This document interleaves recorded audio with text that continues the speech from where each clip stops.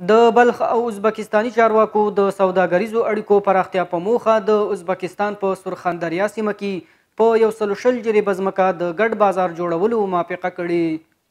په پام کې ده چې یاد بازار به د دواړو هیوادونو په پوله د سوداګریزو اړیکو پراختیا په موخه د ازبکستان په ترمسخار سرخندریا سیمه کې په 120 جریبه ځمکه جوړ شي چې 15 میلیونه ډالر لګښت لري.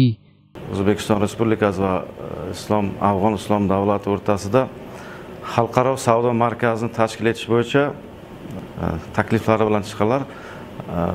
Albatta bu muhtaram prezidentimiz tashabbuslari bilan bu o'sha ikki davlat o'rtasi chegarasida 26 gektar maydon tanlab olinib, bu yerda xalqaro savdo markazi tashkil etish boshlandi ishlari.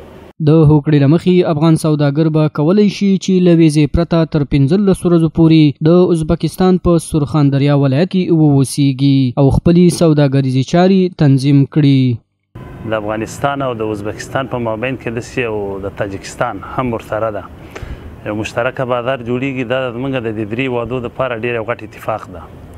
په دې کې ته ازبکستان ته هم ګټه ده، افغانستان ته هم ګټه ده و تاجکستان ته هم ګټه ده. این به دو کشور هم خوب هستن، چون که بازارچه اگر جور شود در هم تاجرای در این سمت میرن در اونجا چی کالابا باشد چی مواد خوراکه باشد مثل که میوجات باشه، به هر دو کشور هم خوب است. این بازارچه یک بازارچه مشترک هستن.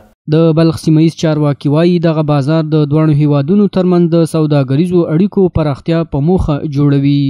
د افغانستان او ازبکستان پر پوله باندې مشترک بازار جوړ شي چې دا به د افغانستان او ازبکستان په فرهنګ او اجتماعي اړیکو همدغسې په اقتصادي وضعیت باندې ډېر ښه تاثیرات ولري.